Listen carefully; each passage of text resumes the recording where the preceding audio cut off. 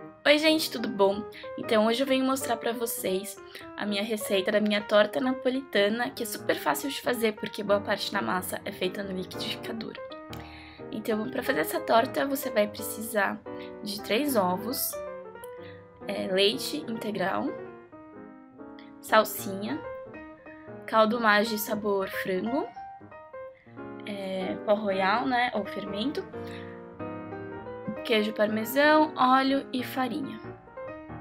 Então, esses são os ingredientes da massa e ela vai ser feita no liquidificador. Para o recheio, você vai precisar de azeite, mozzarella, tomates e orégano.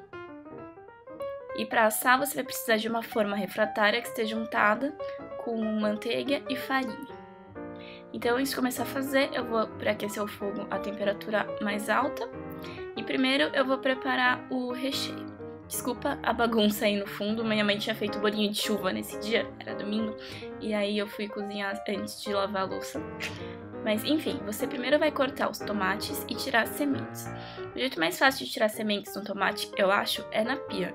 Você faz igual eu tô fazendo aí, põe o tomate embaixo da água e vai tirando com os dedos que sai direitinho. É só deixar o ralo na pia pro tomate não entupir a sua pia. Teoricamente, para fazer esse recheio, você também teria que tirar a pele do tomate, mas eu acho que não faz diferença. Para algumas receitas faz, mas para essa receita eu acho que pode deixar a pele sem problemas. E depois é só cortar o tomate em quadradinhos, tirar a pontinha, né? E depois cortar ele em quadradinhos pequenos.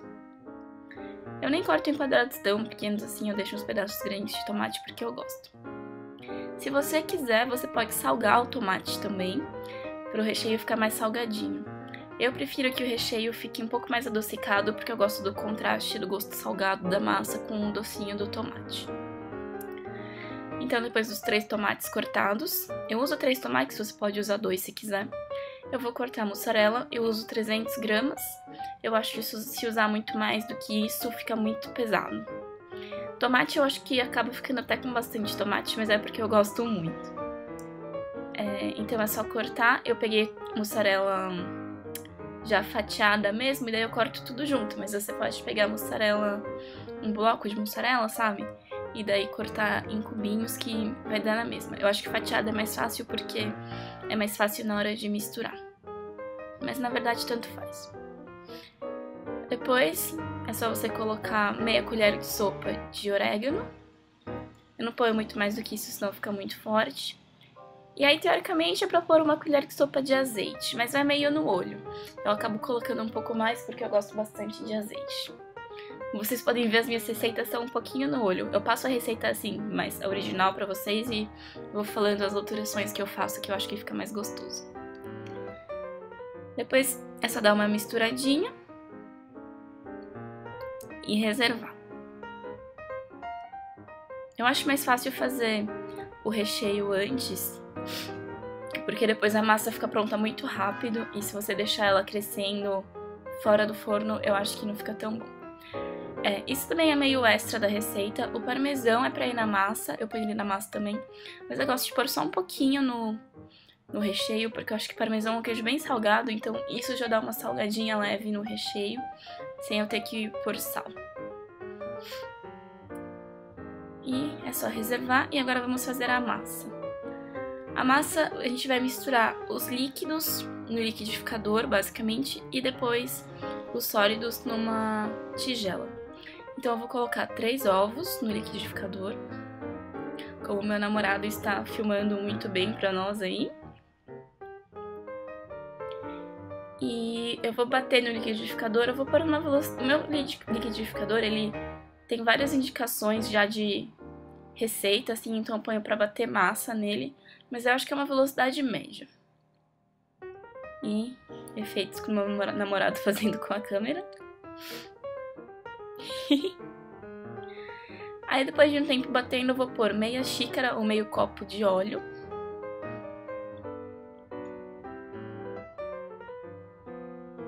E bato um pouco mais. Depois, colocar um tablete de caldo Maggi de galinha e uma xícara ou um copo de leite. E aí eu tô tentando filmar sozinha e acabo derrubando um pouco do leite. Deixa bater mais um pouco, tempo suficiente só pra misturar. Depois, também eu filmando sozinha, é uma coisa meio descoordenada, mas assim, colocar agora 3 colheres de sopa bem cheias de parmesão ralado. Se você for usar o parmesão de pacotinho, é um pacotinho pequeno de parmesão, se eu não me engano, de 30 gramas. Colocar 3 colheres de sopa de exatamente essa quantidade. E eu não recomendo vocês tentarem fazer isso com uma mão só, principalmente quando o parmesão tá todo grudado, porque é extremamente difícil. E esse é o último ingrediente que a gente vai pôr no liquidificador. Agora sim eu vou deixar batendo um pouco mais, enquanto isso eu vou misturando os ingredientes secos numa tigela.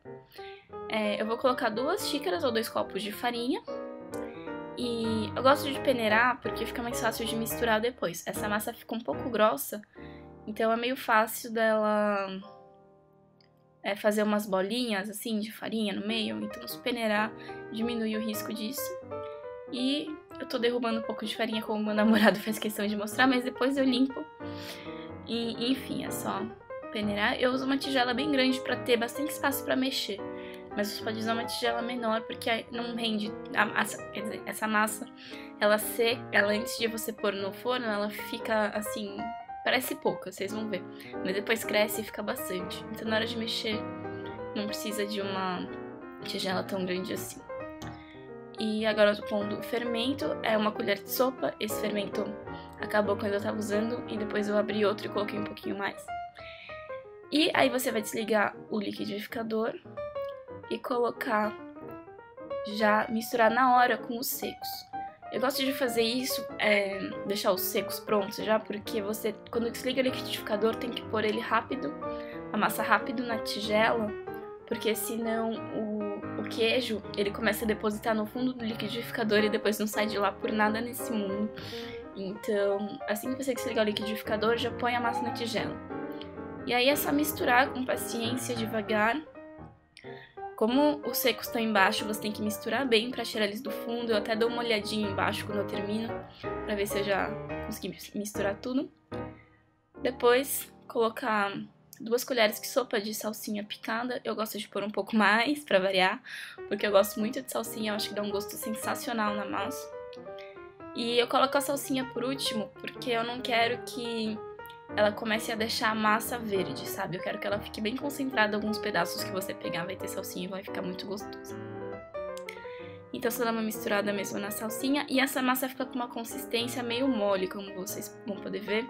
Não é uma massa de torta que é uma massa de esticar, sabe? É uma massa que é pra você montar a torta com uma colher mesmo. E a forma que eu uso, ela é um pouquinho grande, mas a torta cresce bastante, então acaba dando certo. Mas na hora de montar a torta, dá um pouco de trabalho, porque parece que a massa não vai dar. Então, teoricamente é pra pôr metade da massa no fundo e metade por cima. Eu ponho um pouco menos de massa no fundo, só o suficiente pra cobrir o fundo, porque depois com a massa que sobrar, tem que dar pra cobrir todo o recheio. Vocês vão ver que quando eu colocar até a massa sobre o recheio, parece que ficam uns pedacinhos aparecendo, mas essa massa cresce bastante, gente, bastante mesmo. Então, no final, depois de assada, ela acaba cobrindo tudo. Mas o importante é cobrir todo o fundo, né, pra não ficar mussarela queimando no fundo da forma. E quando você cobre o fundo, não precisa cobrir a lateral, porque a lateral já vai cobrir quando você for cobrir por cima. A primeira vez que eu fiz essa torta, eu fiquei com muita aflição, porque eu achei que ia dar muito errado, que eu tava usando uma forma muito grande. E no fim, quando saiu do forno, era mágico. Tinha crescido e ficado bonito. Agora é só colocar o recheio. Essa massa, ela é uma massa meio universal. Dá pra usar pra fazer várias tortas com vários recheios. Só dando umas alterações, por exemplo, na quantidade de farinha que você coloca. Dependendo de quão úmido é o seu recheio. Eu uso uma receita quase igual dessa massa pra fazer uma torta de frango, que fica muito boa. Que qualquer dia desses, quando eu for fazer, eu gravo pra vocês também. Só que aí só muda, se eu não me engano, eu acho que não vai parmesão, e muda a quantidade de farinha, alguma coisa assim, são poucas alterações. E depois eu aproveito bastante essa massa, eu raspo bastante a tigela, raspo até a colher, para ter pelo menos um pouquinho de massa em cima de cada pedaço de recheio, porque se tiver um pouquinho, aquele pouquinho já vai crescer e vai render. Então, quando a torta fica assim, é só você levar no forno e diminuir a temperatura para fogo médio, mais ou menos. E eu vou colocar por 35 minutos, porque eu quero que a minha torta fique um pouquinho mais escurinha. Quando eu quero que ela fique mais clara, eu ponho 25 minutos e vou olhando, geralmente acabo deixando mais ou menos meia hora. Esse dia a torta era meio que um especial pra minha mãe, que tava bem gripada, só que ela ainda tava sentindo gosto, então eu quis deixar mais escurinha, que é como ela gosta. Depois que ela tá pronta, assim que sai do forno, eu ponho um pouquinho de queijo parmesão por cima, mas pra enfeitar, mas o queijo acaba derretendo, porque a torta tá super quente, dá pra ver até na bordinha que ela tá meio que fervendo. E um pouco mais de azeite, porque fica muito bom. E é isso, a minha torta napolitana. Fica muito, muito gostoso. E como eu disse, se você quiser pôr um pouquinho de sal depois, se você achou que não ficou tão salgado, eu acho que o adocicado do tomate fica muito bom. Espero que vocês tenham gostado desse vídeo. Se vocês gostaram, clique em gostei pra mim.